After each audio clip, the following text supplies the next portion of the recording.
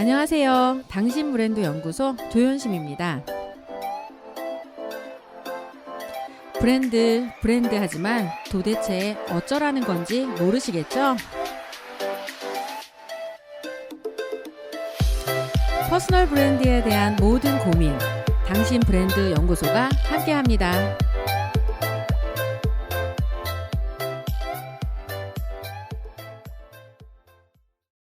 네, 안녕하세요. 당신 브랜드 연구소 조연심입니다.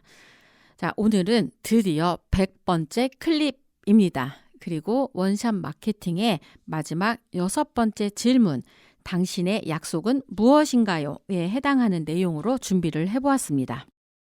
2차 세계대전 이후 자본주의 사회는 세 차례의 큰 변혁을 겪었습니다. 고객이 단순히 부족한 물자를 요구하는 퍼스트 스테이지에서 생활이 안정된 고객들이 다양한 상품을 일정한 플랫폼에서 살 수 있는 세컨드 스테이지에서, 그리고 넘쳐나는 물건과 서비스 속에서 고유한 취향, 스타일을 선망하고 제한하는 능력을 필요로 하는 서드 스테이지까지 이렇게 변했죠. 오늘날은 바로 이 제한 능력이 중요한 서드 스테이지의 시대입니다. 그런데도 기업과 비즈니스 계통의 사람들은 여전히 어디에서 파는가를 중요하게 여기는 세컨드 스테이지에 눈높이를 맞추고 사업을 전개하고 있습니다. 그러니 상품이나 서비스가 제대로 팔릴 리가 없겠죠. 맥락을 팔아라의 저자 정지원은 우리는 제한 능력으로 차별화되는 지적 자본 시대를 살고 있다라고 말을 하고 있어요. 지적 자본이란 말 그대로 무언가를 기획하고 제한할 수 있는 능력을 말합니다. 사실 요즘에 뭐가 꼭 필요해서 사는 게 아니잖아요. 그래서 아무것도 필요하지 않은 시대의 마케팅은 사람들의 마음을 읽고 그들과 연결될 수 있는 맥락을 만들어내고 그 맥락을 약속할 수 있어야 합니다. 치타의 서점을 기획한 마스다 무네아키는 고객들에게 획일성을 탈피하는 경험을 약속했습니다.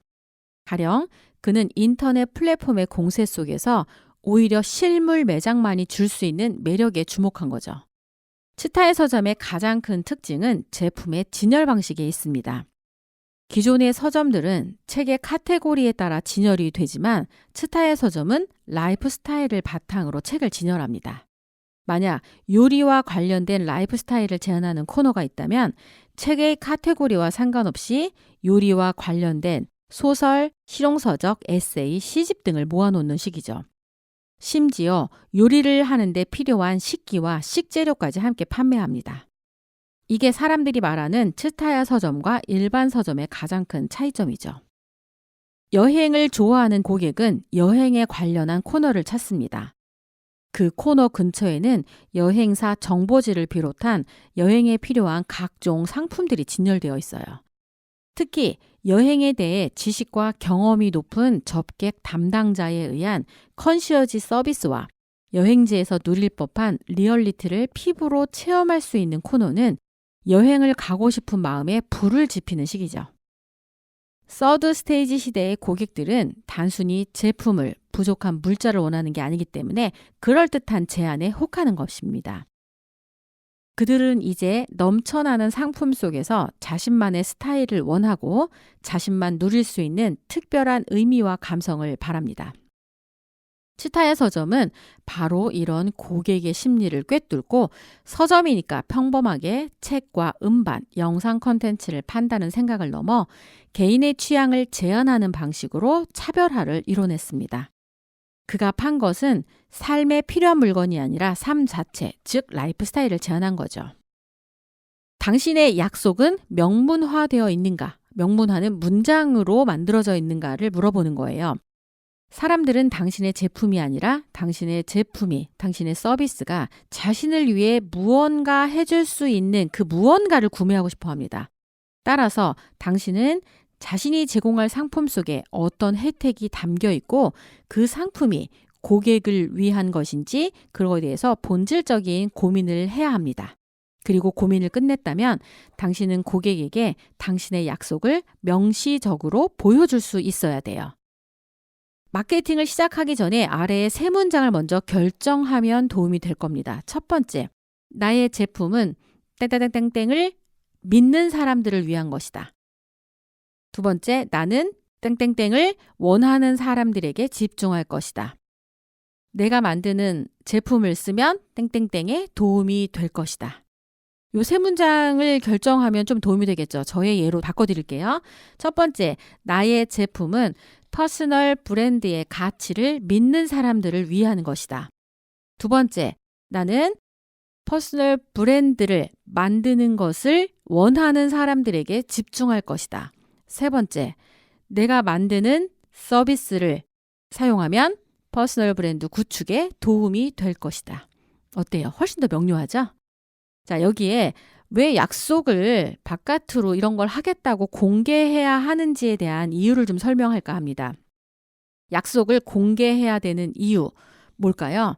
심리학자 스티븐 헤이스는 대학생을 대상으로 한 실험에서 목표를 공개한 학생들이 더 좋은 성적을 받는다는 사실을 확인했어요. 사람들은 자기가 뱉어낸 말과 행동을 일치시키려는 원초적인 본능을 갖고 있기 때문이죠. 한 대학생들 그룹을 A, B, C 그룹으로 나눠서 A 그룹은 이번에는 평균 90점 이상을 맞을 겁니다 라고 공개하게 하고, B 그룹은 그냥 은밀하게 혼자 생각하게 하고, C 그룹은 아무 생각도 안 하고 시험을 치게 합니다. 결과는 놀랍게도 약속을 바깥으로 공개한 그룹은 90점 이상의 현저히 높은 점수를 맞은 반면, 혼자서만 생각하거나 생각을 하지도 않고 그냥 시험을 친 그룹은 둘 다 비슷비슷하게 시험을 못 봤다는 거예요. 사람들은 말이나 글로 자신의 생각을 공개하면 그 생각을 끝까지 고수하려는 경향이 있는데, 이를 공개선언의 효과라고 합니다. 이처럼 비즈니스 세계에서 약속을 공개한다는 건 그 약속을 지키는지 안 지키는지를 사람들이 알아볼 수 있게 된다는 거고요. 그리고 그렇게 말을 하면 말한 대로 사람들이 행동하려고 하기 때문에 지킬 확률이 높아지고, 그렇게 자꾸 지켜지는 약속을 보면서 사람들은 그 사람을, 그 기업을 신뢰하게 된다는 거예요. 저희 회사가 잘하는 것 중에 하나가 바로 약속을 공식적으로 유서빌리티하게 만들어서 공개하는 일입니다. 어떻게요? 포스터로 만들어서 공개해버리죠. 책을 쓴다고 하면 출판 기념일을 먼저 공개해버리고요. 브랜드 컨설팅을 받기로 하면 파보 워크샵 포스터를 먼저 공개합니다. 근데 그 방식은요, 모든 방송사도 그렇게 하고 있어요. 무언가 방송을 새로 시작할 때 먼저 예고 포스터가 나가잖아요. 그렇죠? 그리고 그 정해진 날짜, 시간에 반드시 그 방송을 하겠다는 약속이니까 그걸 지키기 위해 사람들이 더 많은 노력과 집중력을 기하면서 그걸 이뤄내기 위해 노력하는 게 더 가시화된다는 거예요. 근데 한번 생각해 보실까요? 마케터가 보여주는 메시지, 이건 항상 약속의 형태를 띱니다. X를 하면 Y를 얻을 수 있다. 근데 이 약속이 꼭 보증을 의미하진 않아요. 뭐 이렇게 금처럼 뭐 보증서가 붙는 건 아니잖아. 그런데 만약 당신에게 효과가 있다고 하면 이런 걸 발견하게 될 거예요 라고 약간 은근하게 약속은 보증이 아니라 어떤 제한된 상태로 사람들에게 이거에 대한 혜택을 이야기를 하고요. 핵심은 공개되어야 이루어질 확률이 높다라는 거죠. 그리고 고객이 느끼게 될 감정 형용사가 바로 우리가 가야 될 목적지라는 것 한번 기억해 보실 필요가 있습니다. 고객의 목적은요, 지금보다 더 나은 사람이 되는 거예요. 사람들은 무시당하거나 모르거나 뒤처지거나 무력한 느낌을 싫어합니다. 대부분은 조금 더 앞서고 조금 더 선견지명이 있고 조금 더 나은 사람처럼 보이고 싶어 하는 거죠. 그렇게 그들이 원하는 그런 사람이 될 수 있게 도와주는 게 바로 당신이라는 거고, 이런 걸 하겠다고 약속하는 게 바깥으로 공개되는 것, 그게 중요한 핵심 포인트입니다. 인간의 감정에는 세 가지 국면이 있는데 첫 번째가 욕망입니다. 본능, 욕구, 충동으로 표현되기도 하고요. 두 번째는 정신이죠. 정신은 용기, 확신, 절제, 인내, 대담과 같은 개념을 말하고요. 셋째, 신성은 초자연적이고 영원하며 우주의 본질, 이성을 뜻합니다. 인간은 성장할수록 낮은 수준의 욕망에서 높은 수준으로 감정이 대체됩니다. 따라서 당신이 제시하는 약속은 어떤 수준에 해당하는지 점검해 볼 필요가 있겠죠. 다른 사람들이 당신을 어떤 사람이라고 부르면 좋을까요? 여기서 어떤이란 태도, 감정이 표현된 형용사가 될 거예요. 열정적인, 성실한, 대단한, 추진력이 좋은, 믿을 수 있는 이 분야 최고의 등과 같은 말이죠. 이 말은 어떤 사람으로 기억되고 싶은가의 또 다른 질문이기도 합니다. 저희 그 오디오 클립 중에 목소리로 소통하고 있는 아나운서가 운영하는 방송이 있습니다. 바로 책 읽어주는 라디오 파블로를 읽어요의 진행자 아나운서 김하진입니다. 그녀가 지금 보이스 소통 전문가로 활동하고 있었는데 그 자신만의 원샷 메시지를 작성하기 전후가 너무나 달라졌다고 이야기를 합니다. 원래 김하진 아나운서가 자신의 페이스북을 통해 광고하던 마케팅 문구는 다음과 같았습니다.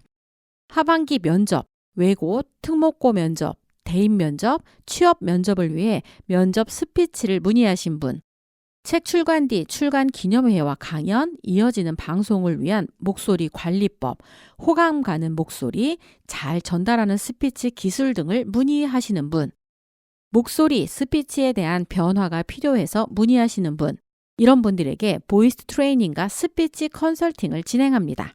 이렇게 써 있었어요. 이 광고성 문장을 보고 반드시 이 사람이어야 하는 이유를 찾을 수 있을까요? 대부분 전문가는 자신이 잘하는 일에 대한 설명을 나열하는 식으로 홍보를 합니다. 그러나 이런 식이면 당신이 이 분야에서 최고인지 가늠하기 어렵고 비슷비슷한 경쟁자들과 쓸데없는 감정 싸움이나 가격 할인으로 경쟁할 수밖에 없죠. 그렇다면 어떻게 자신을 소개해야 할까요?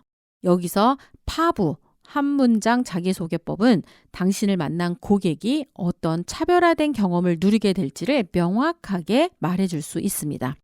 피처 특징을 정의하고, 자, 여기 피처는 보이스 소통 전문가 김하진은 어드밴티지, 강점을 어필하고 성공, 성장, 새로운 기회를 꿈꾸는 사람들에게 온 오프라인 코칭을 통해 베너핏, 혜택을 약속하라, 주목받는 무대 경험을 서비스합니다. 김하진이 타겟팅한 고객의 문제는 목소리가 작고 사람들 앞에만 서면 떨려서 할 말을 제대로 못하는 게 바로 그가 타겟팅한 고객이고요. 하지만 눈앞에 보이는 문제만을 본다면 여타 다른 보이스 전문가들과 다를 바가 없습니다. 보이스 트레이닝과 스피치 컨설팅을 받고 난 고객이 진심으로 원하는 것은 바로 주목받는 무대 경험입니다. 주목받는 무대를 통해 그들은 성공, 성장, 새로운 기회를 꿈꾸게 되죠. 보이스 소통 전문가 김하진을 만나면 당신도 주목받을 수 있고 성공할 수 있다. 그러니 주저하지 말고 연락하시라. 어때요? 김하진의 약속은 주목받는 무대 경험이라고 확실하게 이야기할 수 있겠죠? 그래서일까요? 그녀가 진행하는 책 읽어주는 라디오 파블로를 읽어요나 그림 읽어주는 라디오 피카데리 미술관은 주목받는 무대 경험을 원하는 사람들의 참여와 지지가 점점 높아지고 있습니다.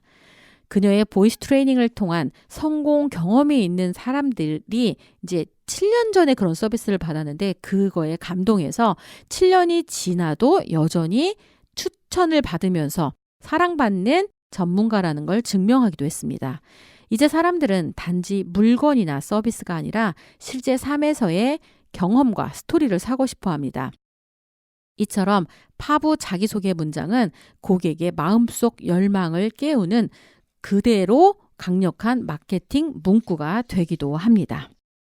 자, 이렇게 파부로 소개를 해보니까 훨씬 더 이 명료하게 뇌리에 남게 되죠. 자, 여기에 마지막으로 당신의 약속하는 그 문장에 포함되어야 될 검색어에 대해서 정리를 좀 해드려 보도록 하겠습니다. 사실 우리가 눈 뜨는 순간부터 잠드는 순간까지 습관처럼 하는 행위는 바로 검색입니다. 검색창에 자신의 이름을 검색해보고 하는 일을 검색해서 충분히 내가 보여지고 있다면 아주 잘하고 있는 거예요. 그런데 검색했는데 안 나와. 나만 아는 검색어를 집어넣는다고 했는데 그런 말로는 다른 사람이 검색할 것 같지 않아. 그러면 검색을 통해서 인터넷을 통해서 당신이 노출되는 데는 지금 제약을 받고 있다라고 생각하시면 되겠습니다. 여기에 검색어를 조금 더 고민을 해봐야 되는데 누가 나를 검색해 주길 원하는지를 한번 고민해 보세요. 이 말은 내가 목표해야 할 시장을 얘기하는데 나를 선택해야 할 고객이 누구인지 안다는 건 적을 알고 싸우는 것만큼이나 유리합니다. 누구를 상대로 일을 하고 있는지, 타겟이 누구여야 하는지를 명확히 하는 건 목표 달성에 있어 가장 중요한 핵심 전략이 되죠. 자, 그러면 이제 좀 더 비법을 알려드리도록 할게요. 비즈니스를 하는 당신이 검색을 통해 드러나야 하는 것은 당신의 전문성과 열정 그리고 포트폴리오가 담긴 직업적 본질이겠죠. 그렇다면 나의 직업적 본질이 드러날 수 있는 검색어는 무엇일까요? 바로 메인 키워드와 서브 키워드로 나뉠 수 있는 검색어를 구분하는 겁니다. 저의 경우는 제가 주력하고 있는 분야는 큰 범주의 메인 키워드인 바로 퍼스널 브랜드입니다. 퍼스널 브랜드, 퍼스널 브랜딩. 해당 키워드를 검색했을 때 조현심과 조현심이 하는 일, 우리 회사가 하는 서비스 등이 검색되도록 하는 게 우선이겠죠. 제일 유용한 방법은 해당 분야에서 자타공인 검증을 받은 데이터가 더해지면 유리합니다. 유명한 기관의 뭐뭐 상을 수상하거나 해당 키워드가 들어간 책을 발간하거나 해당 키워드를 포함한 방송, 인터넷 방송 포함이겠죠. 이걸 하면 유리하게 포지셔닝이 가능합니다. 하지만 메인 키워드가 너무 큰 범주의 단어이거나 레드오션일 때가 있어요. 이미 다른 사람이 선점해서 연관시키기 어려울 때도 있죠. 그럴 때 신경 써야 하는 건 바로 서브 키워드입니다. 보다 구체적이고 명료한 범위로 좁히면 검색률이 올라갈 수 있겠죠. 잘 팔리는 내가 되는 퍼스널 브랜드 전략, 시간당 몸값을 올리는 퍼스널 브랜드 구축법, 경력 환승을 위한 퍼스널 브랜드 전략, 일의 미래 내 이름으로 사는 퍼스널 브랜딩과 같은 키워드들은 서브 키워드에 해당합니다. 사람들은 메인 키워드로 해당 분야를 알게 되고 자신과 관련된 서브 키워드에 공감했을 때 선택하는 경우가 많게 되는 거죠. 자, 이런 모든 비즈니스를 하는 사람들이 원하는 검색 키워드는 뭘까요? 바로 신뢰라는 키워드입니다.